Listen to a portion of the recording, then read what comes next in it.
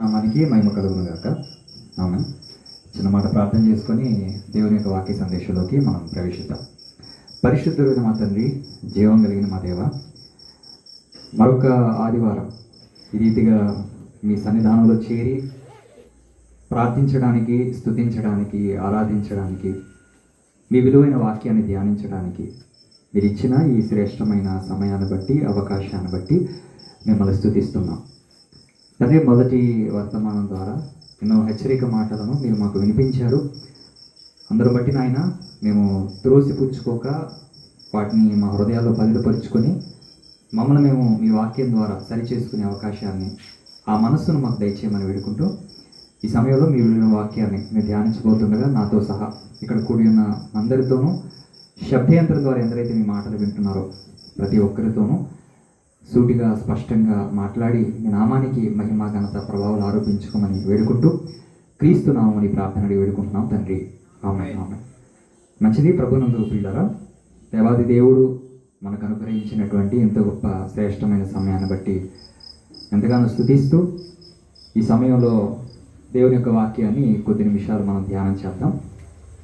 దేవుని వాక్యం మనకి వినబడుతుంది అని అంటే దాని అర్థం దేవుడు మనతో మాట్లాడుతున్నాడు అని.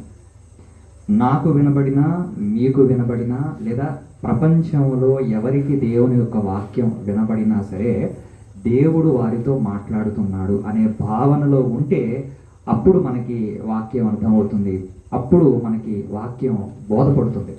కనుక దేవుని వాక్యం ఎవరు చెప్పినా, ఎంతటి వారు చెప్పినా దేవుడు నాతో మాట్లాడుతున్నాడు అనే భావనలో ఉంటూ మనం దేవుని యొక్క వాక్యాన్ని వినాలి. వినండి. పెన్ అక్కడే కుర్చీలో ఉంచాలి. కనుక దేవుని వాక్యం మనకు వినపడుతున్న ప్రతిసారి దేవుడు నాతో మాట్లాడుతున్నాడు అనే ఆలోచన తప్ప వేరే ఆలోచన మనకు ఉండకూడదు. ఈ రోజున బైబిల్ గ్రంథంలో నుంచి కొద్ది కాలం నుంచి మనం ధ్యానిస్తూ వస్తున్న అంశంలోని భాగాన్ని మాట్లాడుకునే ప్రయత్నం చేద్దాం, అధ్యయనం చేసే ప్రయత్నం చేద్దాం. బైబిల్లో యాకోబు గారి యొక్క 12 మంది కుమారుడు గురించి కొద్ది కాలం నుంచి మనం ధ్యానిస్తూ వస్తున్నాం. అందులో 4వ కుమారుడైన యూదా, ఆ యూదా యొక్క కుటుంబాన్ని మనం చూసాం. యూదా గారికి 5 కుమారులు: ఏరు, ఓనాను, షేలా, పెరేసు, జరహు. అయితే అందులో మరి తామారు ద్వారా మరి పెరేసు జరహును చూసినప్పుడు పెరేసును దేవుడు ఆశీర్వదించాడు, జరహును దేవుడు ఆశీర్వదించాడు. పెరేసులో నుంచి హెస్రోను, హామూలను వారు వచ్చారు.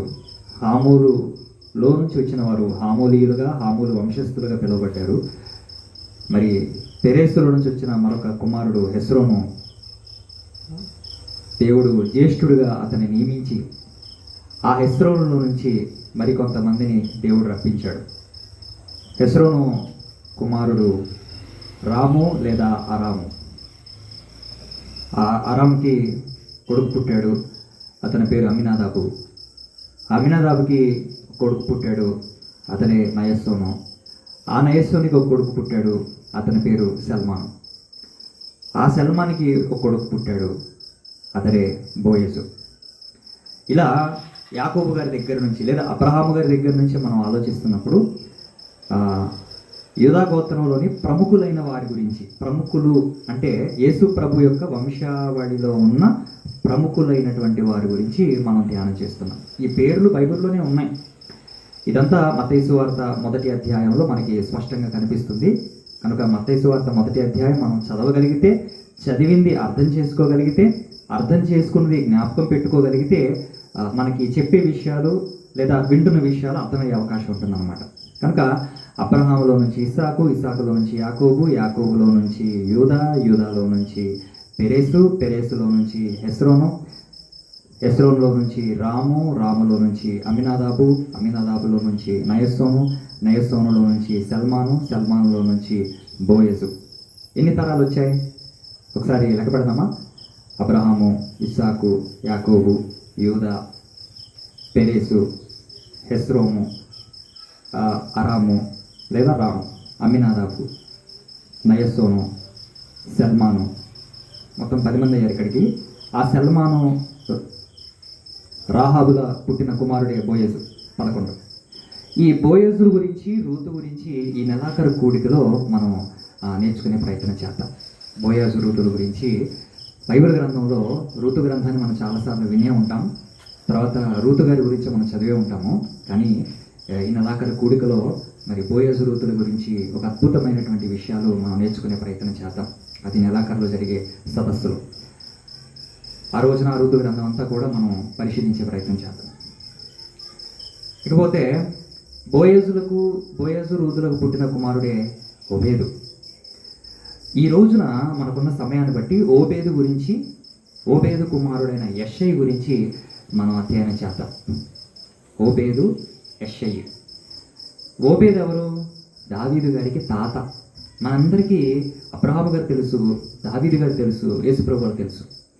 వీరి మధ్యలో ఉన్నటువంటి కొంతమంది వ్యక్తులు పెద్దగా మనకి తెలియదు. ఏదో జస్ట్ మనం చదువుకుంటాం లేదా వింటుంటాం తప్ప వారి గురించినటువంటి పూర్వపరాలు మనకు తెలియవు.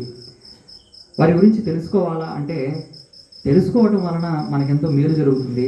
రెండవది, వారిలో ఉన్న భక్తికి సంబంధించిన విషయాలు మనం తెలుసుకోగలిగితే మనల్ని మనం సరి చేసుకునే అవకాశం ఉంటుంది. వారిలో నెగిటివ్ అంటే వారిలో ఉన్న భక్తిహీనమైన విషయాలు తెలుసుకోవడం వలన మనం జాగ్రత్త పడే అవకాశం ఉంటుందన్నమాట. ప్రతి ఒక్కరిలో పాజిటివ్ ఉంటుంది, నెగిటివ్ ఉంటుంది. సో ఈ విధంగా యేసు ప్రభు యొక్క వంశావళిలో యూదా గోత్రంలో ఉన్నటువంటి ఈ బోయజు రూతులకు పుట్టిన ఈ కుమారుడైన ఓబేదు గురించి, అలాగే ఆ ఓబేదుకు పుట్టినటువంటి యెషయి గురించి మనం అధ్యయనం చేస్తున్నప్పుడు చాలా విషయాలు మనకు బోధపడుతుంటాయి. అవన్నీ కూడా మనం తెలుసుకునే ప్రయత్నం చేద్దాం. యెషయి ఎవరికి తండ్రి అంటే దావీదు గారికి తండ్రి. ఓబేదు ఎవరికి తండ్రి అని అంటే యెషయికి తండ్రి. ఓవరాల్గా దావీదు గారికి తాతగా ఉన్నాడు ఓబేదు. ఓకేనా? ఇప్పుడు ఓబేదు అనే పేరుకి అర్థం ఏంటి? ఒకసారి బైబిల్లో ఓబేదు గురించిన సందర్భం ఎక్కడుందో చూస్తే రూతు గ్రంథం 4వ అధ్యాయం. దయచేసి మీ చేతుల్లో ఉన్న బైబిల్ గ్రంథాన్ని తెరిచి నేను చెబుతున్న ఆ వాక్యాన్ని చూడండి. రూతు గ్రంథము 4వ అధ్యాయము దయచేసి చూడండి. రూతు గ్రంథము 4వ అధ్యాయము 13 నుంచి 17 వరకు. చాలాసార్లు మీరు రూతు గ్రంథాన్ని చదివారు, రూతు గ్రంథాన్ని గురించి విన్నారు.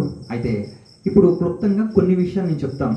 కేవలం ఓబేదు గురించి మనం మాట్లాడుతున్నాం కాబట్టి, ఓబేదు గురించి మనం నేర్చుకుంటున్నాం కాబట్టి కేవలం ఓబేదు గురించిన కొన్ని విషయాలు మనం చూద్దాము.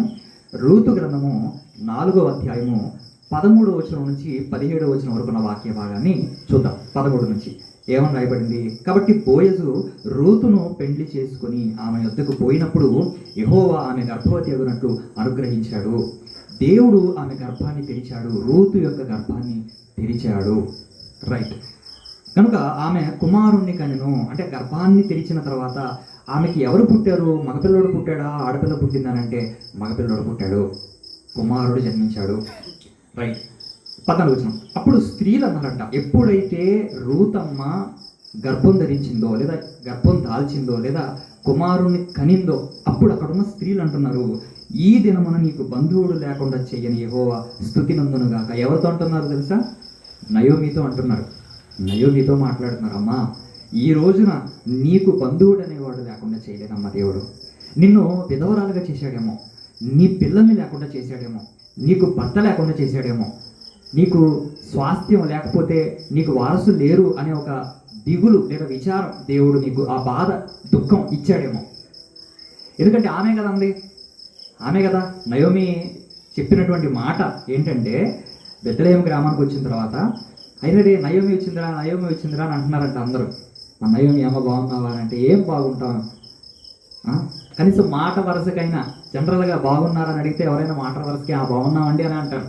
ఎవరు బాగోలేదని చెప్పరు కదా మాట వరుసకి ఎవరు అడిగినా సరే. నయోమి మాట వరుస కూడా నేను బాగున్నాను అందులో. ఏం బాగుంటావమ్మా, ఏం బాగుంటాం, దేవుడు నా జీవితాన్ని సర్వనాశనం చేశాడు అంటే. ఏమన్నా తెలుసా? దేవుడు అనలేదు, సర్వశక్తి గలవాడు నాకు అన్యాయం చేశాడు, సర్వశక్తి గలవాడు నాకు దుష్కార్యం చేశాడు, సర్వశక్తి గలవాడు నాకు కీడు చేశాడు, నా జీవితాన్ని నాశనం చేశాడు అని మాట్లాడుతుంటాడు. నాకు బిడ్డలు లేకుండా చేశాడు, నాకు భర్త లేకుండా చేశాడు, ఇదిగో సమృద్ధి గలదానన ఇక్కడి నుంచి నేను వెడితే ఇదిగో నన్ను రిక్తురాలుగా చేశాడు. అదే కదా నయోమి గారి డైలాగు. ఎవరిని లేకుండా చేశాడు, ఏమీ లేకుండా చేశాడు. నా జీవితం అంతా గందరగోళంగా మారిపోయింది, నా జీవితం అంతా బుగ్గిపాలైపోయింది, నాశనం అయిపోయింది. నా భక్తి ఏమైపోయిందో, విశ్వాసం ఏమైపోయిందో, నా త్యాగం ఏమైపోయిందో, దేవుడు నన్ను గుర్తించలేదు, దేవుడు నన్ను ఏమీ లేకుండా చేశాడు అని ఆమె బాధపడటం ప్రారంభించింది. బెత్లెహేము గ్రామానికి వచ్చిన తర్వాత అక్కడ ఉన్న ప్రజలతో ఆమె బాధను చెప్పుకుంటున్న క్రమంలో అప్పుడు అక్కడ ఉన్న స్త్రీలు ఏమంటున్నారు, అమ్మా నీకు ఏమీ లేకుండా చేశాడేమో, ఎవరూ లేకుండా చేశాడేమో, కానీ నీకు బంధువుడు అనేవాడు మాత్రం లేకుండా చేయలేదమ్మా. నీకు ఒక బంధువుని ఇచ్చాడు దేవుడు. నిజంగా కీడును పంపిస్తాడు, కీడు చేస్తాడు, లేకపోతే అన్యాయం చేస్తాడు నువ్వు అనుకుంటున్నావు, కానీ ఆ కీడు వెనక దేవుడు ఆశీర్వాదాన్ని కూడా ఇస్తాడు. ఆ కీడు వెనక దేవుడు నీకు మేలు కూడా దాచి ఉంచుతాడనే విషయాన్ని, సత్యాన్ని నువ్వు మర్చిపోయా తల్లి అని దేవుడు అక్కడున్న స్త్రీల ద్వారా ఆమెకు చెప్పించడం మనం చూస్తాం. క్రైస్తవ సమాజంలో చక్కటి కీర్తన ఉందండి, పల్లవి గుర్తు రావట్లేదు కానీ, కీడు వెనకే ఆశీర్వాదం పంపుతావయ్యా, నీకంటే నమ్మదగిన దేవుడు. చాలా అద్భుతంగా ఉంటుంది. నీకంటే నమ్మదగిన దేవుడెవరయ్యా, నీవుంటే నాకే ఏ భయము లేదయ్యా అని ఆ పల్లవిలో చరణాలు ఒక చరణం, ఒక మాట, కీడు వెనకే ఆశీర్వాదం పంపుతావయ్యా. ఆ లైన్ కీడే వస్తుంది అనుకుంటాం, అన్యాయమే చేస్తాడు అనుకుంటాం. అసలు వాస్తవంగా కీడు చేయడు, అన్యాయం చేయడని చెయ్యడు. యోబు గారితో ఎలీహు చెప్పినటువంటి మాట ఏమన్నా తెలుసా? 34:10 దేవుడు అన్యాయం చేయుట అసంభవము, సర్వశక్తుడు దుష్కార్యము చేయుట అసంభవం. అసంభవం అంటే అది జరగదు. అన్యాయం చేయడండి దేవుడు. మనుషులు చేస్తారు, కుటుంబ సభ్యులు చేస్తారు, పాస్టర్లు కూడా చేస్తారు. అన్యాయం చేయాలంటే చేస్తారు, అబద్ధాలు చెప్తారు, మోసాలు చేస్తారు, కీడు చేస్తారు. కానీ దేవుడు ఎట్టి పరిస్థితుల్లో కూడా కీడు చేయడండి. అంత మంచి దేవుడు ఆయన. సో ఇప్పుడు ఆమెకు అన్నీ లేకుండా చేశాడని ఉంది కదా, మరి ఈ బంధువుని కూడా లేకుండా ఏమైనా చేశాడా? లేదే, బంధువుని దేవుడు ఇచ్చాడు. రైట్. సరే, మరిన్ని విషయాలు నెలాఖరు కొడుకులో మాట్లాడుకుందాం. కేవలం ఒబేలు గురించి టాపిక్ కాబట్టి అదే మాట్లాడుకుందాం. రైట్, ఇప్పుడు 14 మళ్ళీ చూద్దాం. అప్పుడు స్త్రీలు అన్నారంట, ఈ రోజున, ఈ దినాన నీకు బంధువుడు అనేవాడు లేకుండా చేయనటువంటి దేవుడు స్తుతినందులు కాక. ఋతు గ్రంథం 4:14 చూస్తున్నాం. ఋతు గ్రంథం 4:14 తర్వాత ఆయన నామం ఇశ్రాయేలులో ప్రకటింపబడును గాక. 15 నిన్ను ప్రేమించి 7 కుమారుల కంటే నీకెక్కువగా ఉన్న నీ కోడలు. ఏమండి చూస్తున్నారా? నిన్ను ప్రేమించి 7 కుమారుల కంటే నీకెక్కువగా ఉన్న నీ కోడలు. 7 కొడుకులకు సమానంగా ఉన్నదే, 7 కొడుకుల కంటే ఎక్కువగా ఉన్నటువంటి కోడలే రూత్ అండి. రూతు గారు అంత బాగున్నారు. 7 కొడుకుల కంటే ఎక్కువగా ఉందంట, అంతగా ప్రేమించిందంట. ఇప్పుడు మనం రూతు గురించి మాట్లాడతాము, లేదా నయోమి గురించి మాట్లాడతాము. కొద్దిసేపు మంచిగా మాట్లాడుకోవాలంటే, నాకేంటోనయ్యా దేవుడు ఇలాంటి కోడలు ఇచ్చారంటారు. రూతు లాంటి కోడలు దేవుడు నాకు ఎందుకు ఇవ్వలేదోనయ్యా అంటారు. తర్వాత నాకేంటోనండి ఇలాంటి అత్తనిచ్చాడు దేవుడు, నయోమి లాంటి అత్తని ఇవ్వలేదు ఏంటి అని అంటారు. విచిత్రం ఏంటి చెప్పనా? ఏ ఇంట్లో కూడా ఏ అత్త నయోమిలా ఉండదు, ఏ కోడలు రూతులా ఉండదు. కోడలు రూతులా ఉంటే అత్త నయోమిలా ఉండదు, అత్త నయోమిలా ఉంటే కోడలు రూతులా ఉండదు. పేరుకు బయట దేవుడు నాకు రూతు లాంటి కోడలు ఇచ్చారయ్యా అని అంటారు బయటికి. దేవుడు నాకు నయోమి లాంటి అత్తనిచ్చారండి అని గొప్పగా చెప్పుకుంటారు. ప్రభునందు ప్రియులారా, ఇదంతా అబద్ధం. అత్త అంటే నిజంగా ఇలా ఉండాలి, కోడలు అంటే ఇలా ఉండాలి. అది అక్కడే అర్థమైపోతుంది, వీరవతాళాలు ఇచ్చే విషయంలో, ఇంటి తాళాలు ఇచ్చే విషయంలో. సో ఇదే తర్వాత సంగతి. తర్వాత 15 నిన్ను ప్రేమించి 7 కుమారుల కంటే నీకు ఎక్కువగా ఉన్న నీ కోడలు ఇతన్ని కనిపెట్టిందమ్మా, ఇతన్ని కనింది. అసలు ఎవరి కోసం కనిందో తెలుసా? ఇతడు నీ ప్రాణము నోదార్చి ముసలితనమును నీకు పోషకుడుగుతాడమ్మా అని చెప్పారంట. అక్కడ ఉన్న స్త్రీలు నయోమి గారితో మాట్లాడితే ఏమన్నారంటే, అమ్మా నీ కోడలు చక్కటి కుమారుని కనిపెట్టిందే, అసలు ఆ కుమారుని ఎవరి కోసం కన్నదో తెలుసా? నీ కోసం కనింది. ఆ మాట మనకు అక్కడ లేకపోవచ్చు, కానీ కింద వచనంలో ఉంటుంది చూడండి. 16 అప్పుడు నయోమి అంటుంది, ఆ బిడ్డను తీసుకొని కౌగిట ఉంచుకునే వారికి దాదిగా ఉన్నాను. దాది అంటే ఆయా. తర్వాత 17 ఆమె పొరుగు స్త్రీలు అన్నారంట, నయోమి కోసం కుమారుడు పుట్టాడు. ఎవరి కోసం పుట్టాడు ఈ ఓబేదు? నయోమి కొరకు పుట్టాడు. ఏం చేయడానికి పుట్టాడు? వృద్ధాప్యంలో ఆమెను ఓదార్చడానికి పుట్టాడు. ఆమెను పోషించే ఒక పోషకుడిగా పుట్టాడు. ఆమెను ఆదరించే ఒక ఆదరణ కర్తలాగా ఓబేదు పుట్టాడు అనమాట. ఓబేదు పుట్టుకలో కనిపిస్తున్నటువంటి ఆశ్చర్యకరమైనటువంటి సంఘటన. ఓబేదు గారి గురించి మనం స్టడీ చేస్తున్నప్పుడు అక్కడున్న స్త్రీలు అంటున్నారంట, ఏమంటున్నారు? ఓబేదు పుట్టిన వెంటనే చెప్తున్నటువంటి మాట, అమ్మా ఇదిగో వృద్ధాప్యంలో నిన్ను ఓదార్చడానికి, నిన్ను ఆదరించడానికి ఒక బిడ్డ నీ కోసం పుట్టాడు, ఒక పొడ్డోడు నీ కోసం వచ్చాడు. ఎలా? 2 కొడుకులు లేకుండా పోయారే నీకు, ఆ 2 కొడుకులకు మించి నీకు దేవుడు ఒక చక్కటి బిడ్డనిచ్చాడు. రూతు ద్వారా దేవుడు నీకు ఇచ్చాడు. రూతు గర్భం ద్వారా దేవుడు ఆ బిడ్డని నీకు అనుగ్రహించాడు. అతని ఓబేదు. ఓబేదు అనే పేరుకి అర్థం సేవకుడు అని అర్థం. అంటే ఏంటి ఓబేదు అనే పేరుకి అర్థం ఏంటి? సేవకుడు. సేవకుడు, ఒక మంచి ఆరాధికుడు. సేవకుడు లేదా ఆరాధికుడు. ప్రభునందు ప్రియులారా, ఓబేదు జీవితంలో లేదా ఓబేదు పుట్టుకలో మనకు కనిపిస్తున్నటువంటి గొప్ప విషయం, బోయజు రూతుల కోసం పుట్టలేదా ఈ ఓబేదు? పుట్టాడు. కానీ అక్కడ ఉన్న స్త్రీలు అంటున్నారు, ఏ దేవుడైతే నిన్ను రిక్తురాలుగా చేశాడని అంటున్నావో ఆ దేవుడు నీ వృద్ధాప్యంలో నిన్ను ఓదార్చడానికి, నీ ప్రాణాన్ని నెమ్మదిపరచడానికి, నీకు శాంతిని సమాధానాన్ని అనుగ్రహించడానికి. నీ కొడుకులు లేరు, నీ భర్త యొక్క వంశం ముగిసిపోయింది, అయ్యో నా భర్త పేరు లేకుండా పోతుందేమో అని నువ్వు దిగులు పడ్డావు కదా, భయపడ్డావు కదా. ఇప్పుడు నీ వంశం నిలబడటానికి దేవుడు నీకు ఒక చక్కటి వారసుని ఇచ్చాడు, ఓబేదు రూపంలో దేవుడు నీకు ఇచ్చాడని చెప్పి దేవుడు ఓబేదు పుట్టించినందువలన అక్కడున్న ప్రజలు లేదా అక్కడున్న స్త్రీలు ఈ విధంగా మాట్లాడుకోవడం అనేది మనం చూస్తాం బైబిల్లో. ఆ తర్వాత ఇంకేమంటున్నారు? 17 ఆమె పొరుగు స్త్రీలు నయోమి కొరకు కుమారుడు పుట్టాడని చెప్పి అతనికి ఓబేదను పేరు పెట్టి, ఓబేదని పేరు పెట్టారు. ఏమంటుంది అక్కడ? ఏమంటున్నారు? నయోమి కొరకు పుట్టాడు, నయోమి కోసం పుట్టాడు. నయోమి కోసం. వృద్ధాప్యంలో తల్లిదండ్రులను ఆదరించాల్సిన బాధ్యత, తల్లిదండ్రులను చూసుకోవాల్సిన బాధ్యత ఈరోజు దేవుడు మనందరికి ఇచ్చాడండి. భర్త లేడు, కొడుకు లేడు, నిజంగా చాలా బాధ, చాలా పెయిన్ఫుల్ లైఫ్. నిజంగానే ఆమె ఎంతో బాధతోనే మాట్లాడింది. చెప్పాలంటే చాలా పెయిన్, చాలా బాధ, దుఃఖంతో మాట్లాడింది. అందరూ కోల్పోయారు, ఏమున్నారయ్యా, ఏం మిగిలేదు నాకు, ఏదో నా అదృష్టవశాత్తు ఈ కోడలు ఈ అమ్మాయి నాతో పాటు వచ్చింది కాబట్టి సరిపోయింది, ఒక తోడు అనేది ఉంది. అసలు ఈ కోడలే ఒకవేళ రాకపోయినట్లయితే నా పరిస్థితి ఏంటి, నా ముగింపు ఏంటి? నీ జీవితంలో ఎప్పుడైతే కష్టం అనేది వస్తుందో, దుఃఖం అనేది వస్తుందో, దేవుడు దానికి ఆదరణ కూడా పంపిస్తాడు, సహాయం కూడా చేస్తాడు. బట్టి పంచబడింది అనుకోండి, నైట్ టైం ఎవరు ఫోన్ చేస్తే ఎవరు వస్తారు? రారు కదా. అప్పుడు ఎవరన్నా వచ్చారనుకోండి, ఆ టైంలో ఏంటన్నా ఏంటి, ఏం చేస్తున్నాం బయట, దొంగలేమో అని మనం భయపడతాం.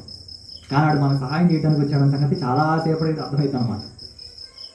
చాలాసేపు ఆలోచించిన తర్వాత ఏమన్నా నేను సహాయం చేస్తా పట్టన్నా అని చెప్పేసి ఆ టైర్ తీసుకొని పంచర్ వేయించి ఆ బండి మీద తీసుకెళ్ళి సహాయం చేసినప్పుడు అప్పుడు మనం ఏం ఫీలింగ్ అంటే, ఇంత కష్టంలో దేవుడు నాకు సహాయం చేయడానికి ఒక వ్యక్తిని పంపించాడు. చేస్తాడు దేవుడు, ఖచ్చితంగా చేస్తాడు. మనం కాకపోతే నమ్మకంగా ఉండం కొన్నిసార్లు, విశ్వాసంతో ఉండాలంటే. చేస్తేనన్నా దేవుడు, చేయకపోతే దేవుడు కాడా? ఇప్పుడు మంచి చేస్తేనన్నా దేవుడు, అన్నం పెడితేనా నాన్న, అన్నం పెట్టకపోతే నాన్నగాడా?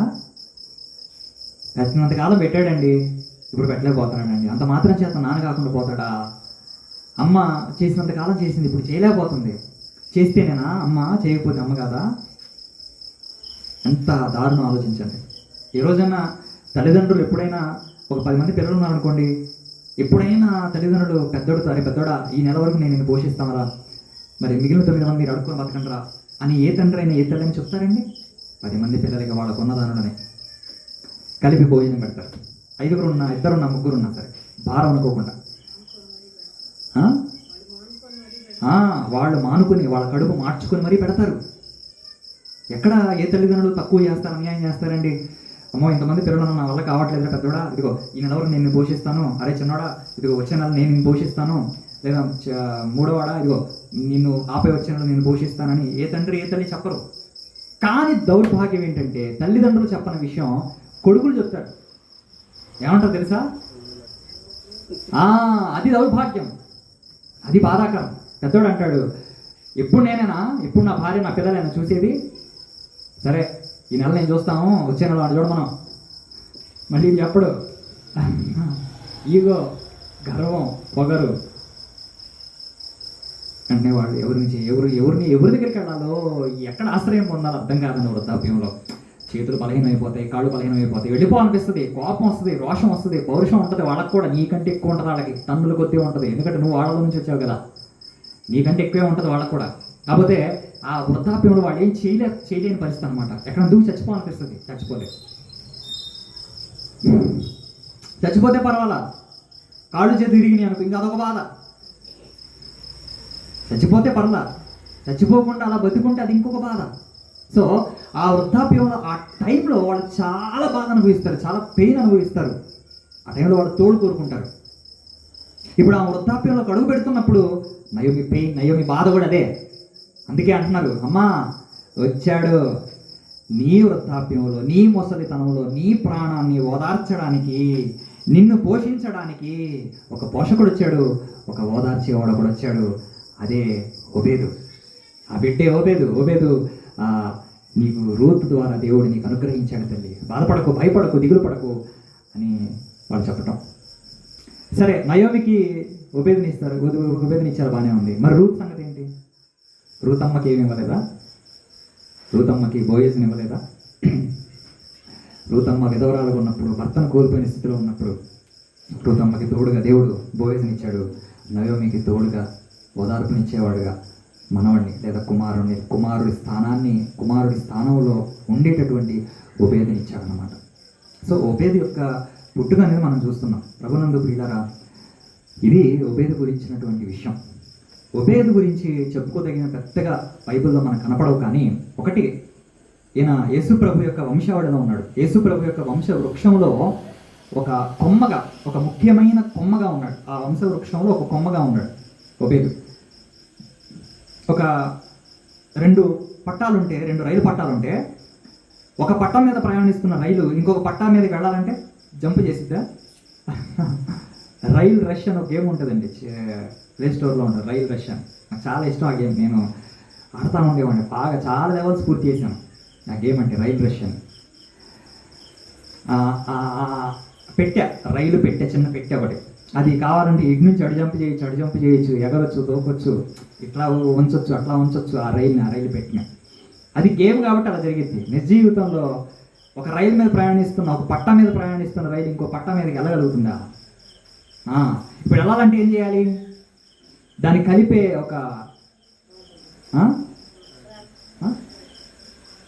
దాన్ని కలిపేది ఏది? ఒక వారంలాగా, అంటే ఒక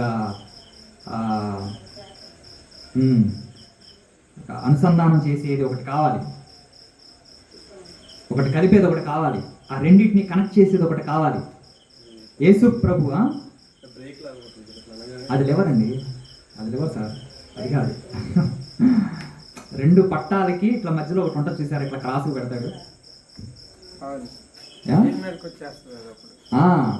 అంటే ఇట్లా లేవరది ఇట్లా అనగానే అది ఇటు తిప్పిద్ది, ఆ పట్ట ఇటు పక్కకి తిరిగిద్ది అనమాట. అప్పుడు వెంటనే ఒక పట్టా మీద ప్రయాణిస్తున్న రైలు రెండో పట్టా మీదకి వెళ్ళిపోతాయి. యేసు ప్రభు యొక్క వంశ వృక్షంలో ఆ రెండు రైలు పట్టాలని కలిపే ఒక వంతెనలాగా లేదా ఒక వారధిలాగా ఉన్నవాడే ఓబేదు అనమాట. అంటే ఆ వంశ వృక్షంలో ఒక ముఖ్యమైన కొమ్మగా ఉన్నాడు ఓబేదు. ఓబేదు పుట్టుకలో ఎంత ప్రాముఖ్యత ఉందో, ఓబేదు యొక్క యేసు ప్రభు యొక్క వంశ వృక్షంలో ఓబేదు యొక్క పాత్ర అనేది ఏంటో మనం చూసాం. ప్రభునందు ప్రియులారా, ఓబేదు సామాన్యుడు కాదు. అంతేకాదు, ఓబేదు గురించి చెప్పుకోదగిన మరొక విషయం ఏంటంటే, దావీదు గారికి ఏమవుతాడు? తాత అవుతాడు. గొప్ప విషయం కదా, మహారాజుకు తాత. సో ఇది ఓబేదు గురించిన విషయాలు. ఇకపోతే ఈ ఓబేదుకి ఒక కుమారుడు పుట్టాడు. ఇదే రూతు గ్రంథం 4వ అధ్యాయం చూడండి ఒకసారి. రూతు గ్రంథం 4వ అధ్యాయం. నేను చెప్పే విషయాలు అర్థమవుతున్నాయా? అర్థమవుతుందా? రూతు గ్రంథం 4వ అధ్యాయము 17వ వచనం చివరి మాట చూడండి. అతడు దావీదునకు తండ్రి అయిన యెష్షై యొక్క తండ్రి. అంటే ఆ మాటను బట్టి ఓబేదు ఎవరికి తండ్రిగా ఉన్నాడు? యెష్షయికి తండ్రిగా ఉన్నాడు. యెషయా వేరు, యెష్షై వేరండి. యెషయా ఒకరి కారు. చాలామంది సేవకులుగా పిలువబడుతున్నారు, ఈ డిఫరెన్స్ తెలుసుకోకపోవటం వలన నాతో ఒక పాస్టర్ గారు అడిగిన మాట, సౌలు గురించి టాపిక్ వచ్చిందనమాట. సౌలు గారి గురించి టాపిక్ వచ్చింది. ఆ టాపిక్ వచ్చినప్పుడు పాస్టర్ గారు ఏమన్నారంటే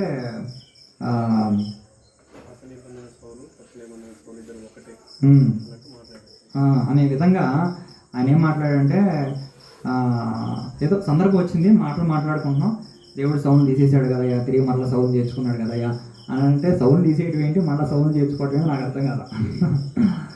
సౌండ్ తీసేసాడు కదయ్యా, తర్వాత మళ్ళీ సౌండ్ చేర్చుకున్నాడు కదయ్యా అని అన్నాడు. ఆ తర్వాత ఆ సౌండ్లే పౌలుగా మార్చాడు కదయ్యా, దేవుడు ఏదైనా చేయగలయ్యా అని అంటున్నాడు. సౌండ్ తీసేసేయడం ఏంటి, మళ్ళీ చేర్చుకోవడం ఏంటి నాకు అర్థం కాలేదు. తీసేయడం అంటే రాజుగా తీసేసాడు కదా, అది. చేర్చుకోవడం అంటే మళ్ళీ ఏంటి, దర్శనం ద్వారా మళ్ళా చేర్చుకున్నాడని. అంటే ఈయన ఏం చేశాడంటే, పాత నిబంధనల సౌల్ని కొత్త నిబంధనల సౌల్ని కలిపేశాడు. ఆ సౌలు ఈ సౌలు ఒకరే అనే విధంగా మాట్లాడాడు అనమాట. అలాంటి మేధావులు ఉన్నారు మన క్రైస్తవ సమాజంలో. పైగా ఆయన పెద్ద సంఘానికి పాస్టర్గా వ్యవహరిస్తున్నాడు. అదే ఒక బాధ. యెషయా ఒకరే అని అనుకునే పరిస్థితి కూడా ఉంటుంది అనమాట. సో కాదు, యెషయా ప్రవక్త అయినా, ఈయన యెషయి, ఈయన దావీదు గారికి తండ్రి.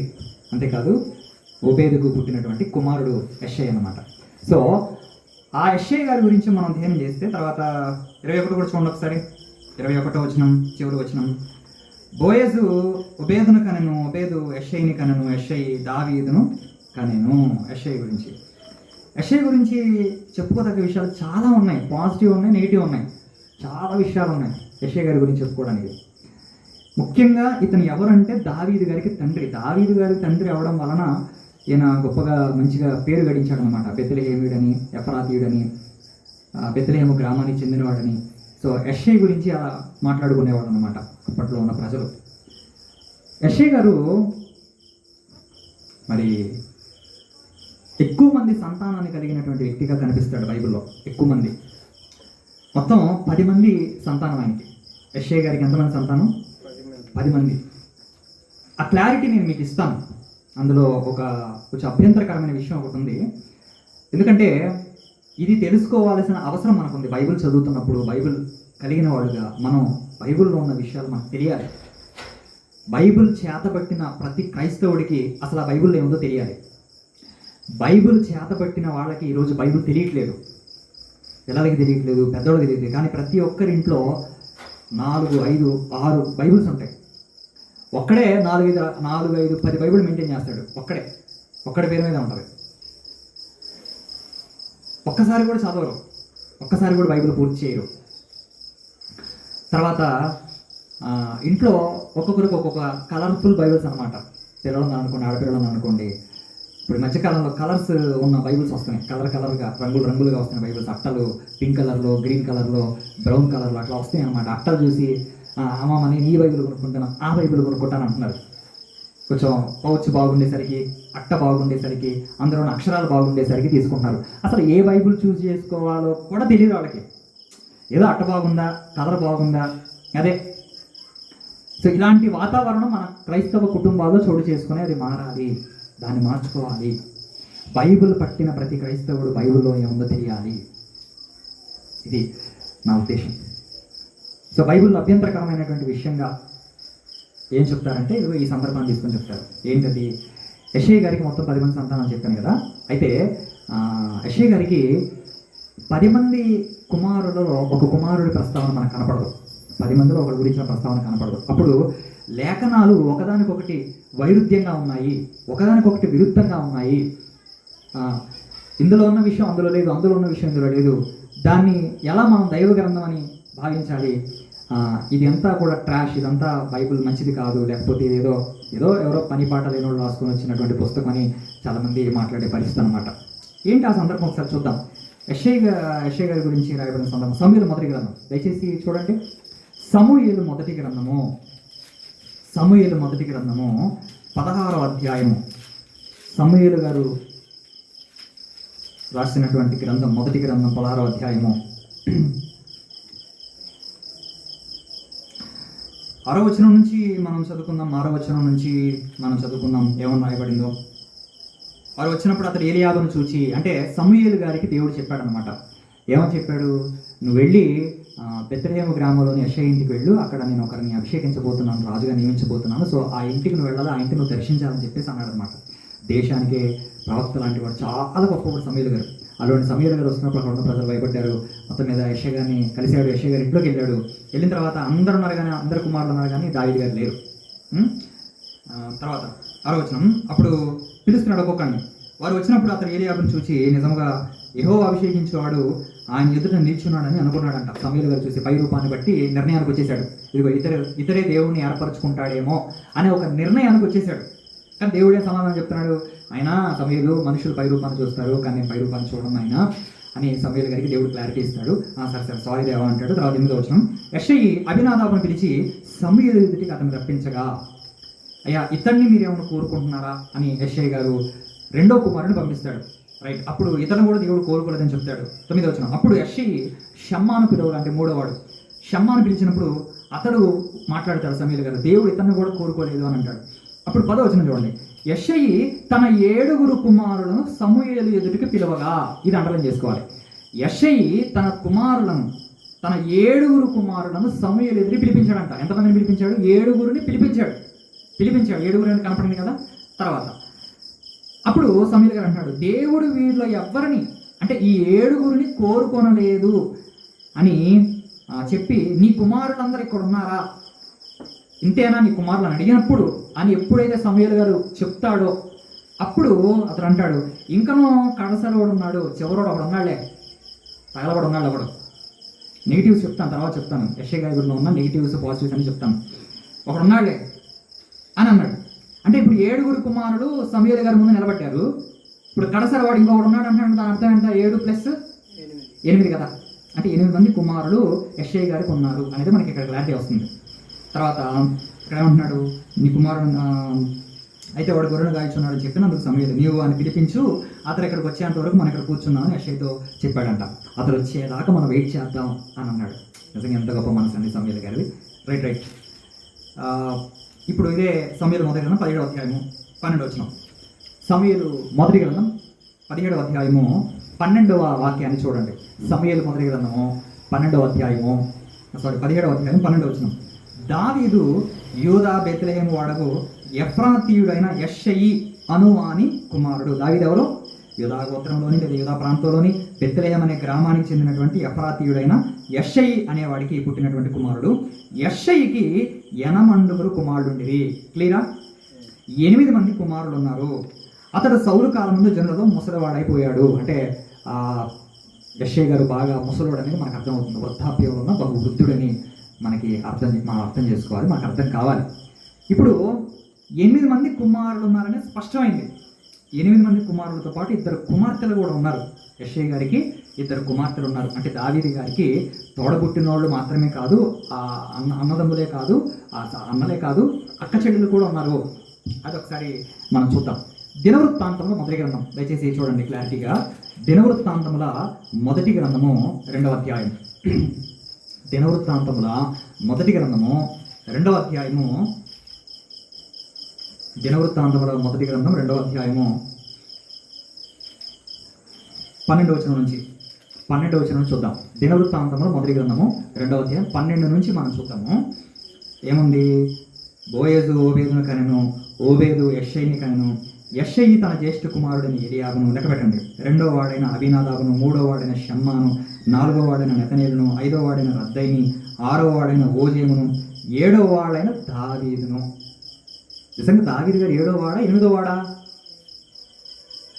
8వ వాడా అసలు 7వ వాడా? యాక్చువల్గా 8వ వాడు కదా. మరి ఇక్కడ 7వ వాడైన దావీదు అంటాడు ఏంటి? ఇప్పుడు అక్కడ యెషయి గారు ఏం చేశాడు? 7 కుమారులను పిలిపించి సమూయేలు గారి ముందు నిలబెట్టించాడు. 7 కుమారులు వచ్చేసారు. ఇప్పుడు 8వ వాడు దావీదు గారు వచ్చాడు 8వ స్థానంలో, 8వ కుమారుడు కాబట్టి. ఇప్పుడు ఇక్కడ ఈ గ్రంథకర్త ఎజ్రా గారు అంటారు, ఈ గ్రంథకర్త ఏమంటున్నాడంటే 6 పేర్లు చెప్పాడు, బాగానే ఉంది. 7వ వాడైన దావీదు అంటున్నాడు. యాక్చువల్గా 8వ వాడు ఒక్కొక్కటి ప్రింటింగ్ మిస్టేక్ ఏమో. సరే, ప్రింటింగ్ మిస్టేక్ అయితే ఇంకొకటి పేరు కూడా ఉండాలి కదా, కానీ లేదు కదా. 7వ వాడని దావీదు అంటున్నాడు అంటే మరి ఇంతగా వదిలేసిన బ్యాలెన్స్ అతను ఏడి. తర్వాత కుమార్తెల గురించి కూడా చెప్తున్నాడు. 16వ వచనం, సెరూయ, అబీగయిలు వీరి అక్క చెల్లెండ్రు. యెషయా గారికి కుమార్తెలు ఇద్దరు. ఆ ఇద్దరు కుమార్తెల పేరు ఏంటంటే సెరూయా, అబీగయిలు. సెరూయా ముగ్గురు పిల్లల కంది. యోవాబు, అబీషై, ఆశాహేలని ముగ్గురు పిల్లల కంది. దావీదు గారి సైన్యంలో వీళ్ళు ఉన్నట్టుగా, వీళ్ళు చేరినట్టుగా మనం చూడగలం. రైట్. 17వ వచనంలో అబీగయిలు అమాస్యాను కనెను, ఇష్మాయేలుడిని ఇద్దరు అమాస్యకు తండ్రి. అంటే అబీగయిలు ఇష్మాయేలుని వివాహం చేసుకుంది. అతడు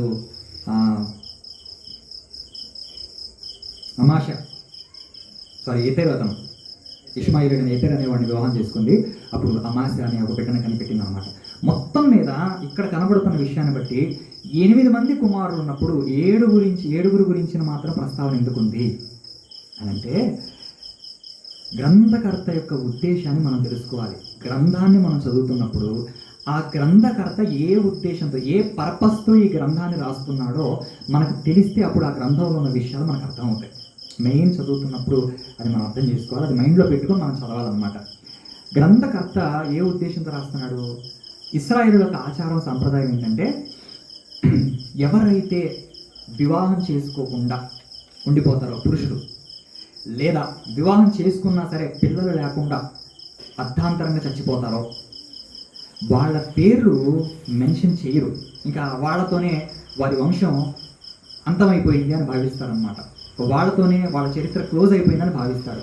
వాళ్ళకి వివాహం అయ్యి వాళ్ళకి పిల్లలు ఉంటే, అది కూడా మగ పిల్లలు అయ్యి ఉంటే, వారి పేర్లు గురించిన ప్రస్తావన బైబిల్లో లేదా పాత నిబంధన గ్రంథంలో వ్రాయబడి ఉంటుంది తప్ప వారి గురించిన వివరాలు వ్రాయబడవు. ఒకవేళ వాళ్ళు వివాహం కాకుండా చనిపోయినా లేదా వివాహం చేసుకుని పిల్లలు లేకుండా చచ్చిపోయినా సరే.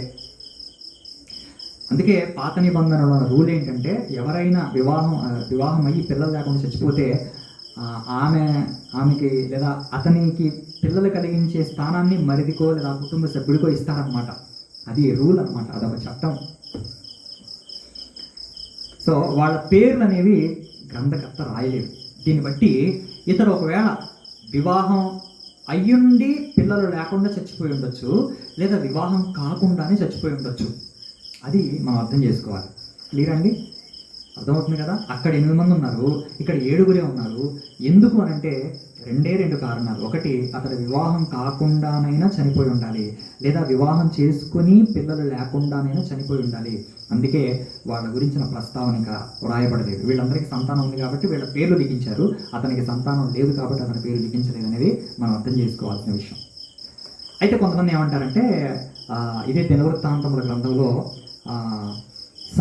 దావీదు గారికి ఉన్న సహోదరుల గురించి, దావీదు గారి సైన్యంలో అధిపతులుగా ఉన్నటువంటి వ్యక్తులు కొంతమంది ఉంటారు ప్రతి గోత్రానికి. అలా యూదా గోత్రంలో ఒక అధిపతిని దావీదు గారు నియమిస్తాడు. ఆ అధిపతి ఎవరు అనంటే, ఇదే దినవృత్తాంతముల మొదటి గ్రంథము, దయచేసి చూడండి, 27వ అధ్యాయం. దినవృత్తాంతముల మొదటి గ్రంథము 27వ అధ్యాయము 16వ వచనం నుంచి చూడండి ఒకసారి. దినవృత్తాంతముల మొదటి గ్రంథము 27వ అధ్యాయము 16వ వాక్యాన్ని మనం చూడగలిగితే, మరియు ఇశ్రాయేలీల గోత్రముల మీద ఉన్న వారి ఎవరి మీదనగా జిక్రీ కుమారుడైన ఎలియేజరు రూబేనీలకు అధిపతిగా ఉన్నాడు. జిక్రీ కుమారుడైన ఎలియేజర్ అనేవాడు రూబేను గోత్రానికి అధిపతిగా ఉన్నాడు. తర్వాత మయకా కుమారుడైన షెఫట్య షిమ్యోనీలకు అధిపతిగా ఉన్నాడు. 10వ వచనం. కెమూయేలు కుమారుడైన హషబ్య లేవీలకు అధిపతిగా ఉన్నాడు. సాదోకు అహరోనీలకు అధిపతిగా ఉన్నాడు. 18వ వచనం. దావీదు సహోదరులలో ఎలీహు అను ఒకడు యూదా వారికి అధిపతిగా ఉన్నాడు. దావీదు సహోదరులలో, దావీదు గారి సహోదరులలో ఇందాక మనం చదువుకున్నాం కదా పేర్లు వరుసగా 6 వరకు. అందులో ఒక్కరికైనా ఎలీహు అనే పేరు ఉందా? ఎలియాబు చూసాం, అబినాదాబు చూసాం, షమ్మాన్ చూసాం, రద్దయిని చూసాం, నెతనీలు చూసాం, తర్వాత ఇంకా కొంతమంది చూసాం. కానీ అక్కడ చదవబడిన పేర్లలో ఇతని పేరు మనకు కనిపించదు. దీనికి వ్యాఖ్యానం ఏం చెప్తారు అని అంటే, ఈ వచనానికి ఇక్కడ కనిపిస్తున్న ఎలీహు అనే వ్యక్తి ఎవరైతే ఉన్నారో, దావీదు గారి సహోదరుడు అని కనిపిస్తుంది కదా. సో కనిపిస్తున్న ఈ మాటను బట్టి ఏమని వ్యాఖ్యానం ఇస్తారంటే, 2 కారణాలు. ఒకటి, ఏలియాబుకున్న మరొక పేరే ఎలీహు అని చెప్తారు. జ్యేష్ఠ కుమారుడైన ఏలియాబు, యెషయి జ్యేష్ఠ కుమారుడైన ఏలియాబుకున్న మరొక పేరే ఎలీహు అని మాట్లాడతారు. లేదంటే ఒక్కవేళ దావీదు గారి సహోదరులు మొత్తం దావీదు గారు కాకుండా 7 కదా, ఆ 7వ వాడు ఇతనే అయి ఉండొచ్చు అనేది ఇంకొక వివరణ. మీకు అర్థమైంది కదా. యెషయా గారికి మొత్తం 8 మంది కుమారులు అండి. 8 మందిలో చివరి వాడు దావీదు గారు. దావీదు గారిని పక్కన పెట్టేస్తే 7 కుమారులలో 6 కుమారుల పేర్ల ప్రస్తావన 2వ అధ్యాయంలో కనిపిస్తుంది. దినవృత్తాంతంలో మొదటి గ్రంథం 2వ అధ్యాయంలో కనిపిస్తుంది. 7వ కుమారుడి పేరు దావీదు అని రాయబడింది. కానీ ఇతని పేరు ఉండాలి అని మాట్లాడతారు. ఎలీహు అనే పేరు ఉండాలి అని మాట్లాడతారు. సో మొదటి కారణం ఉండొచ్చు, రెండో కారణం ఉండొచ్చు. ఏదేమైనా సరే మనకు తెలియని దాని గురించి మనం మాట్లాడుకోవటం అంత మంచిది కాదు. అంటే ఇదే అని నిర్ధారణకు రావడం అంత మంచిది కాదు. ఈ విషయాన్ని గుర్తుపెట్టుకోండి. ప్రభునందు ప్రియులారా, యెషయా గారికి ఇప్పుడు మొత్తం ఎంతమంది? 10 మంది సంతానం, 8 మంది కుమారుడు, 2 కుమార్తెలు అనమాట. ఇదే ఫైనల్ అనమాట. మరి దినవృత్తాంతం మొదటి గ్రంథం 2వ అధ్యాయం ఎందుకని 7వ కుమారుడి పేరు రాయలేదు అని అంటే ఒకటే రీజను, అతడు సంతానం లేకుండా చనిపోయి ఉండాలి, అందుకే అతని పేరు ప్రస్తావించలేదు. ఓకేనా? సో అతని సంతానం లేకుండా మరణించడాన్ని బట్టి, లేకపోతే అతనికి వివాహం కాకుండా చనిపోవడాన్ని బట్టి, మొత్తం మీద ఏదైనా సరే అతని పేరు, అతని ప్రస్తావన ఈ గ్రంథంలో లిఖించలేదు. అంతే మనం చూడాలి తప్ప ఇక్కడ 7 ఉంది, అక్కడ 8 ఉంది, బైబిల్ తప్పు అని అనుకోకూడదు. దినవృత్తాంతం గ్రంథం రైటు, సమయలు మొదటి గ్రంథం రాంగు, లేదా సమయలు మొదటి గ్రంథం రైటు, దినవృత్తాంతం మొదటి గ్రంథం రాంగ్ అంటే అప్పుడు బైబిల్ అంతా తప్పైపోతుంది. ఇప్పుడు ఇది రైటా అది రైటా అని అడిగినప్పుడు ఏం చెప్పాలి? 2 రైటే. గ్రంథకర్త ఉద్దేశాన్ని మనం తెలుసుకోవాలి, అంతే. ఓకేనా? రైట్. యెషయా గారి గురించి మనకు కనిపిస్తున్నటువంటి విషయం అన్నమాట. యెషయా గారిలో ఇంకా మరికొన్ని విషయాలు ఉన్నాయి. ఏంటి? యెషయా గారికి మొత్తం 10 మంది సంతానం అని మనకు అర్థమైంది. ఇంతవరకు బాగానే ఉంది. యెషయా గారు బెత్లెహేము గ్రామానికి చెందినవాడుగా, ఒక చిన్న కుగ్రామం. బెత్లెహేం అంటే చాలా చాలా కుగ్రామం అనమాట. చాలా చిన్నది, రొట్టెల ఇల్లు అంటారు బెత్లెహేము గురించి. చాలా చిన్నది ఊరు. అసలు ఈ ఊరు అనేది ఉందా అనేది కూడా మనకు తెలియదు ఒక్కొక్కసారి. అంతెందుకంటే మనం సత్తెనపల్లిలో ఉంటున్నాము. ఇక్కడ కొన్ని సంవత్సరాలుగా ఉంటున్న వాళ్ళకు కూడా తెలియనటువంటి కొన్ని వీధులు ఉంటాయి. అరే ఎన్నో సంవత్సరాలుగా ఉంటున్నాను, ఇక్కడ అసలు ఈ వీధి అనేది ఉందా, ఈ పేరుతో పలానా పేరుతో ఒక వీధి ఉందా అనేది కూడా తెలియదు. అట్లనే ఇజ్రాయెల్ దేశంలో బెత్లెహేం అనే గ్రామాన్ని మనం చూస్తున్నప్పుడు అరే ఇంత చిన్న గ్రామం ఇదనేది అసలు ఉందా అని అనిపిస్తుంది అనమాట. కానీ అదే ప్రపంచానికి గొప్ప గ్రామం అయిందంటే, ప్రపంచానికి అది ఏమైపోయింది? గొప్ప గ్రామంగా మారిపోయింది. తలమానికంగా ఇల్లు కట్టువారు నిషేధించిన రాయి మూలకు తలరాయి అయినట్టు ఆ బెత్లెహేము గ్రామమే ఈరోజు ప్రపంచం అంతా పాకిపోయింది. యేసు ఎక్కడ పుట్టాడంటే కామన్గా అందరూ చెప్పే మాట బెత్లెహేములో అని అంటారు. ఇంకొంతమంది సాహసించి పశువుల పాకలో పుట్టాడు అని అంటారు. దాని పేరు మేము పాటలు కూడా చేశాయి కదండి. పశువుల పాకలు సందడి అని. సందడి ఉందా? నిజంగా ఉందా? సందడి ఉందా? ఎంత బాధో తెలుసా అంటే, ఎంత పెయినో తెలుసా? ఎవరు ఇవ్వలేదండి స్థలం. మీ ఇంట్లో ఉంటామమ్మా, పోదమ్మా, ఇదిగో వచ్చి మీ ఇంట్లో ఉంటామమ్మా, కూర్చో, అవకాశం ఇవ్వండి అమ్మా అని అడిగితే బాబా అన్నండి. యేసు ప్రభు కనీసం చోటు ఇవ్వలేదండి. గర్భంతో నిండు చూడాలని పట్టుకొని బాబా, ఎంత తప్పండి. తర్వాత మేరీ కుమారి గారి దగ్గరికి వెళ్ళాం. అమ్మ దగ్గరికి వెళ్ళి అడిగాం, అమ్మ మాకు మీ ఇంట్లో తలదాచుకోవడానికి అవకాశం ఉండమ్మా. మాకే స్థలం లేదయ్యా, మా ఇంటి వాళ్ళు అరుస్తాడు అని గెంటేసే పోయినాం. లోకేష్ గారు మీ ఇంట్లో చేర్చుకోండి, మీరు సేవకులు కదా, మీరు పాష గారు కదా, మీరు మంచి మనసులో మహారాజు, మీ ఇంట్లో చేర్చుకోండి అంటే లేదు get out of my house అని అంటున్నారు. ఎవ్వరు చోటు ఇవ్వలేని పరిస్థితిలో ఉంటే ఏదో అదృష్టవశాత్తు అక్కడ పశువుల పాక దొరికితే, ఈరోజు పశువుల పాకని మనం చాలా డెకరేట్ చేస్తాం, చాలా అందంగా నీట్గా డెకరేట్ చేస్తాం.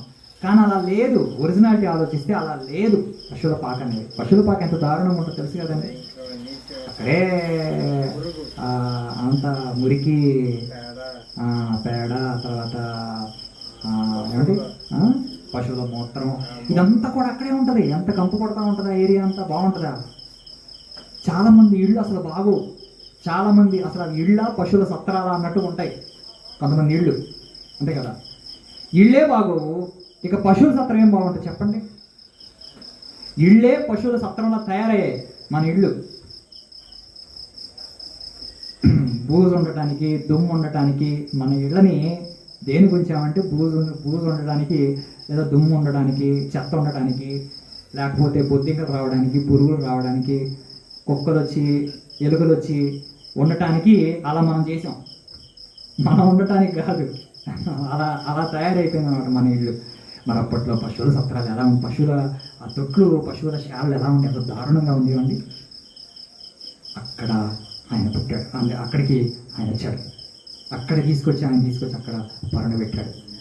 నువ్వు పుట్టినప్పుడే వెంటనే నీకు ఒక మంచి క్లాత్, మెత్తటి గుడ్డ, ప్లాంట్ పెట్టకూడదు అనగానే మంచి గుడ్డ, సబ్బు, కొత్త సబ్బు, చిన్న సబ్బు, 5 ఇస్తారు హాస్పిటల్లో. కొత్త సబ్బు, కొత్త పౌడరు, కొత్త కొబ్బరి నూనె సీసా, కొబ్బరి నూనె డబ్బా, అన్నీ కొత్తవి. ఇవన్నీ ఉంటాయి మనం పుట్టినప్పుడు. కానీ యేసు ప్రభు పుట్టుకలు అవేవి ఇవ్వండి. ఈ విధంగా బెత్లెహేం అనే గ్రామం యేసు ప్రభు పుట్టడం వలన దానికి ఒక పేరు వచ్చింది, దానికి ఒక ఖ్యాతి వచ్చింది. సో ఆ బెత్లెహేము గ్రామంలోనే యెషయా అనేది ఉండటం, యెషయా జన్మించడం, యెషయా పేరు సంపాదించుకోవటం, ఇదంతా కూడా బైబిల్లో మనం చూస్తాం. యెషయా గారి జీవితాన్ని, యెషయా గారి చరిత్రను మనం చదువుతున్నప్పుడు ఏదేమైనా ఆ గ్రామంలో ఒక మంచి పేరు సంపాదించుకునే వ్యక్తిగా, మంచి నేమ్, మంచి గౌరవాన్ని సంపాదించుకున్న వ్యక్తిగా యెషయా గారు మనకు కనిపిస్తారు. అందుకే బెత్లెహేముడైన యెషయి, ఎఫ్రాతీయుడైన యెషయి అని పిలుస్తారనమాట. దావీదు గారిని కూడా కొన్ని సందర్భాల్లో ఏమని పిలిచేవాడు అంటే యెషయా కుమారుడా అని అనేవాడు. యెషయా కుమారుడు, ఎగతాళిగా, హేళనగా, కొంతమంది హేళనగా మాట్లాడేటప్పుడు, లేదా దావీదు గారి గురించి ప్రస్తావన వచ్చేటప్పుడు ఆ యెషయా కుమారుడా అని మాట్లాడేవాడు. దావీదు అంటే పెద్దగా తొందరగా నోటెడ్ అయ్యేది కాదు. దావీదు గారు ఎప్పుడు నోటెడ్ అయ్యేది తెలుసా ప్రజల్లో? ఎప్పుడు నోటెడ్ అయ్యేది చెప్పండి?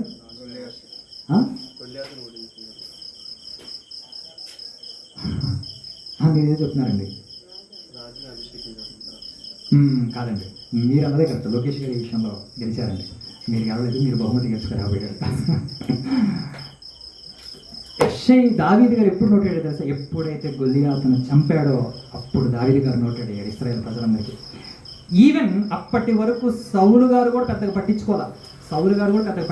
మొదట అడుగుతాడు, నా పరిస్థితి అర్థం చేసుకొని సితార వాయించేవాడు, ఇన్స్ట్రుమెంట్స్ వాయించేవాడు ఎవరున్నారా అన్నప్పుడు పలానా యెషయా కుమారుల్లో ఉన్నాడయ్యా అని చెప్పి పిలిపిస్తారు. కానీ ఎప్పుడైతే గొలియాతును దావీదు గారు చంపేస్తాడో అప్పుడు సౌలు మరలా అడుగుతాడు, అసలు ఎవరు యెషయా కుమారుడు, ఇతని కుటుంబ వివరాలు ఏంటి, ఇతని గురించి నాకు పూర్తి డీటెయిల్స్ కావాలంటాడు. అప్పటికే సౌలు గారి దగ్గర ఆయుధాలు మోసేవాడుగా పనిలో చేరతాడు. తర్వాత సౌలు గారి కింద ఉంటాడు, సితార వాయించేవాడుగా ఉంటాడు. బట్ పెద్దగా పట్టించుకోదా సౌలు గారు. కానీ ఆ తర్వాత ఆరాధిస్తాడు, తర్వాత పరిశీలిస్తాడు అనమాట. అందుకే దావీదు గారు పెద్దగా నోటెడ్ అవ్వలేదు. ఆయన ఏమని పిలిచేవాడు అంటే యెషయా కుమారుడు అని పిలిచేవాడు. మనల్ని కూడా అంతే కదండి. మనల్ని కూడా ఎవరైనా పిలిచేటప్పుడు పలానా వాళ్ళ పేరు చెప్తే వెంటనే మనకు జ్ఞాపకం వచ్చేస్తాం. పలానా ఏరై కొడుకురా, పలానా ఏరై మనవడరా, అరే మనవడరా, మన ఊరోడేరా, మన పిల్లోడేరా అని అప్పుడు మనం నోటెడ్ అవుతాం అనమాట. మన పేరు చెప్పి ఎవడుంటాడు, ఎవరు తెలుసు? ఎవరికి తెలియదు మన పేరు. మన ఇంట్లో వాళ్ళు చెప్పమంటేనే చెప్పలేరు మన అసలు పేర్లు. స్కూల్కి వెళ్ళేటప్పుడు స్కూల్లో పేర్లు రాసే క్రమంలో ఏ పేరు అంటే మన ఇంట్లో సరదాగా ముద్దుగా పిలుచుకునే పేరు ఉంటుంది, ఆ పేరు వచ్చేస్తుంది, తొందరగా వచ్చేస్తుంది, ముందు ఆ పేరు వచ్చేస్తుంది ఫస్ట్. అది కాదమ్మా ఇంకో పేరు, అదేనండి ఆవిడ పేరు ఏందమ్మా, ఏదో నోరు కలిగిన పేరు పెట్టింది అయ్యా ఈ అమ్మాయి కోడలు, ఏం కోడలు అని అంటారు కాసేపు అక్కడ. అదేదో అయ్యా అదేదో పేరు అయ్యా అర్థం కావట్లేదు మాకు అని అంటారు. ఒక పేరు చెప్పండి ఏదన్నా నోరు దగ్గర పేరు.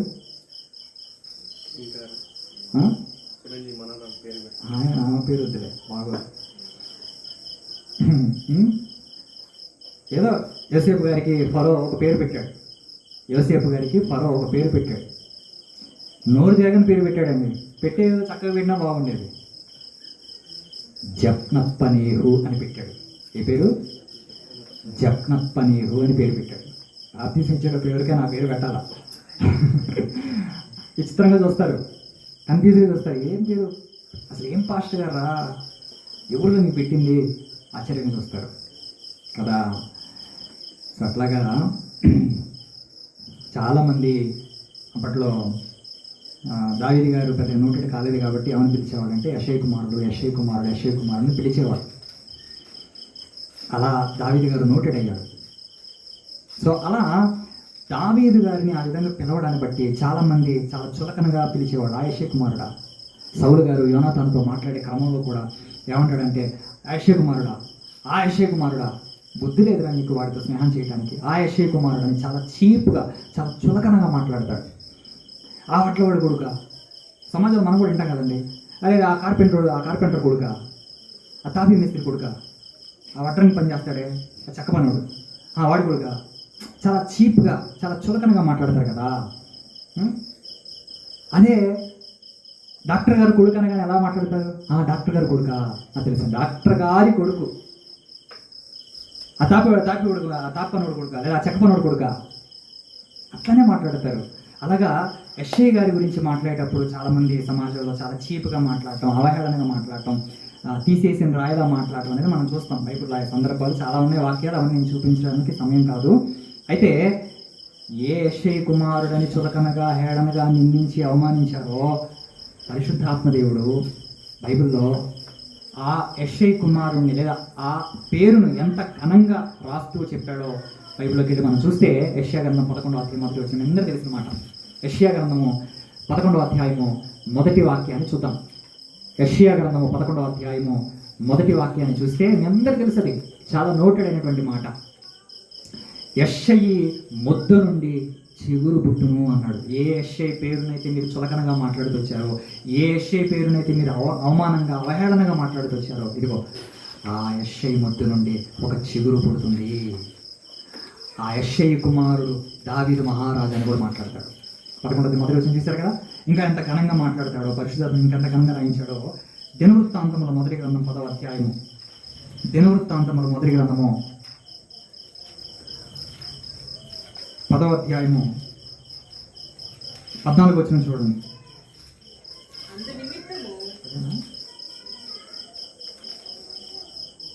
అంతే, దినవృత్తాంతముల మొదటి గ్రంథం 10వ అధ్యాయం 14 వచనంలో, అందు నిమిత్తము యెహోవా అతనికి మరణశిక్ష విధించి, ఎవరికంటే సౌలుకి, రాజ్యమును యెషయి కుమారుడైన దావీదు వశం చేశాడు. ఏ యెషయి కొడుకు అని మీరు చులకనగా మాట్లాడుతున్నారా? ఆ కార్పెంటర్ కొడుక, ఆ చెక్క పనుడు కొడుక, లేకపోతే ఆ తాపి పనుడు కొడుక, లేదా ఆ గొర్రెల కాపరి కొడుక అని ఏ యెషయి కుమారుడు గురించి అయితే మీరు చులకనగా మాట్లాడుతున్నారో, ఆ యెషయి కుమారుడైన దావీదు వశమున ఇశ్రాయేలు రాజ్యాన్ని ఇచ్చాను. ఎంత గొప్పగా బైబిల్ గ్రంథంలో రాయిస్తున్నాడు చూడండి. అవమానం జరిగిన చోటే ఘనతనిచ్చే దేవుడు మన దేవుడు, గుర్తుపెట్టుకోండి. అవమానం జరిగిన చోటే మనకి దేవుడు గొప్ప ఘనతనిస్తాడు. నిందకు ప్రతిగా ఆయన పూదండను, బూడిదకు ప్రతిగా పూదండను, అవమానానికి ప్రతిగా ఘనతను మనకి దేవుడు ఇస్తాడు. అది దేవుడు గొప్పతనం. యెషయా గురించి మనకు కనిపిస్తున్న విషయాలు ఇవన్నీ కూడా. యెషయా కుటుంబాన్ని మనం చూసాం. యెషయా గారి జీవితంలో చోటు చేసుకున్న సంఘటన ఏంటది? అవమానకరమైన సంఘటన. ఆయన చాలామంది తక్కువగా మాట్లాడటం, అవమానంగా మాట్లాడటం అనేది మనం చూస్తాం. ప్రభునందు ప్రియులరా, అంత మాత్రమే కాదు, యెషయా గారిలో చాలా నెగిటివ్స్ ఉన్నాయి. యెషయా గారిలో భక్తిపరుడే కావచ్చు, మంచివాడే కావచ్చు, మంచి ఆరాధికుడే కావచ్చు, సమాజంలో పేరు పొందినవాడే కావచ్చు, కొంతమంది ఆయన అభిమానించేవాడు ఉండొచ్చు, లేదా ఆయన్ని తోసేసేవాడు ఉండొచ్చు. కానీ యెషయా గారిలో కొన్ని నెగిటివ్స్ ఉన్నాయి, కొన్ని బ్యాడ్ క్వాలిటీస్ ఉన్నాయి. అదే దావీదు గారి విషయంలో ఆయన చులకన చేయటం, దావీదు గారిని తోసేయటం, దావీదు గారిని పక్కన పడేయటం. మీకు ఒక్క పాయింట్ చెప్తాను. ఏమండి, సమూయేలు గారు వచ్చినప్పుడు కుటుంబం అంతా సమూయేలు గారి ముందు నిలబడింది, కానీ ఒక్కడు లేడు. ఎవరో ఒకడు? దావీదు గారు లేడు. ఒక తండ్రిగా నీ కొడుకుల పట్ల, 7 కొడుకుల పట్ల ఎంతో బాధ్యత కలిగి ఉన్నాం, కానీ సమూయేలు గారు అడిగేదాకా నువ్వు చెప్పట్లేదంటే నేనేమనాలి? ఇంకా ఇంతేనా, ఇంకా నీకెవరు లేరా, ఇక వీళ్ళైనా నీ కుమారులు అంటే అప్పుడు యెషయా గారు అంటాడు, ఉన్నాడులే, అప్పుడు ఉన్నాడులే, కడసర వాళ్ళు ఉన్నాడు, గొర్రెలు కాసుకోవడానికి పోయాడులే అని చెప్పేసి మాట్లాడతాడు. అంటే కొంచెం దావీదు గారి పట్ల అయిష్టత ఉన్నట్టుగా, దావీదు గారిని ప్రేమించనట్టుగా, దావీదు గారి పట్ల ఒక చులకన ఉన్నట్లుగా, దావీదు గారిని చాలా తక్కువ చేసినట్టుగా మనం చూడగలం. వాస్తవం గొర్రెలు కాయటానికి ఎవరిని పంపించాలో తెలుసా? పెద్దోడిని పంపించాలి. కాస్త బలమైన వ్యక్తిని పంపించాలి. కానీ ఒక బలహీనుడిని, ఒక చిన్నపిల్లోడిని గొర్రెల కాపరిగా పంపించాడంటే ఏమన్నా చెప్పండి? ఏమంటారండి చాలామంది, దావీదు గారి మీద నమ్మకం అండి యెషయా గారికి అని అంటారు. నీకు తెలుసా? నువ్వు చూసావా? నేను చెప్తున్నావు. మరి మీరు ఎలా చెప్పగలుగుతారు దావీదు గారు అంటే ఇష్టం లేదని? ఉన్నాయి, చెప్తా, ఇప్పుడు కాదు, వచ్చేవారని చెప్తా. యెషయా గారిలో నెగిటివ్ అది చాలా దారుణమైన విషయం. అందరిని ఒకలా ట్రీట్ చేస్తున్నాడు, దావీదు గారిని మాత్రం ఇంకొకలా ట్రీట్ చేస్తున్నాడు. అలా ట్రీట్ చేయడానికి కారణం బైబిల్లో కొంతవరకు మన సమాచారం ఉన్న ఎక్కువ సమాచారం యూదుల గ్రంథాల్లో మనకు కనిపిస్తుంది. యూదుల గ్రంథాలు, యూదులకు సంబంధించిన చారిత్రాత్మకమైన గ్రంథాలు ఉంటాయి. టాల్మడ్ అని, మిడ్రాష్, ఇట్లా కొన్ని గ్రంథాలు ఉంటాయి. మిడ్రాష్ అంటే మద్రాసు కాదు, మిడ్రాష్ అని ఒక పుస్తకం, ఒక గ్రంథం. టాల్మడ్ అని అదొక గ్రంథం. ఇది యూదులకు సంబంధించిన చరిత్రను తెలిపే గ్రంథం అనమాట. నేను మీకు చెప్పానే, నయస్సోను గురించి మాట్లాడేటప్పుడు నయస్సోను ఒక ప్రధానిగా, పెద్దగా, ముఖ్యుడుగా, పేరు పొందినవాడుగా, సైన్యానికి అధిపతిగా ఉన్నాడు. అంతేకాదు విశ్వాసంలో గొప్పవాడుగా కూడా ఉన్నాడు.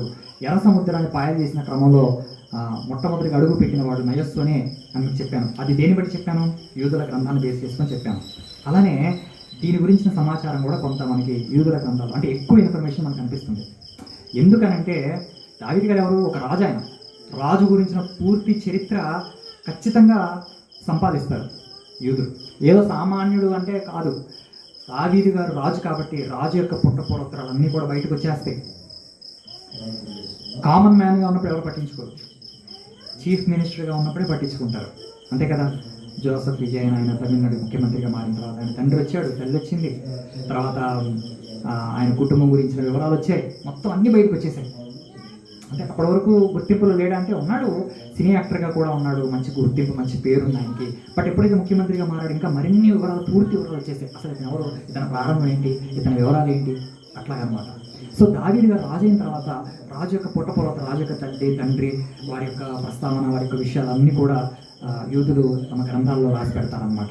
రాజులకు సంబంధించిన విషయాలు కాబట్టి తెలియాలి కదా, చరిత్ర తెలియాలి కదా, ఎలా వచ్చాడు, ఈయన పుట్టుక ఏంటి, ఈయన పూర్వోత్తరాలు ఏంటి అని తెలియాలి కదా. సో అట్లాగనమాట.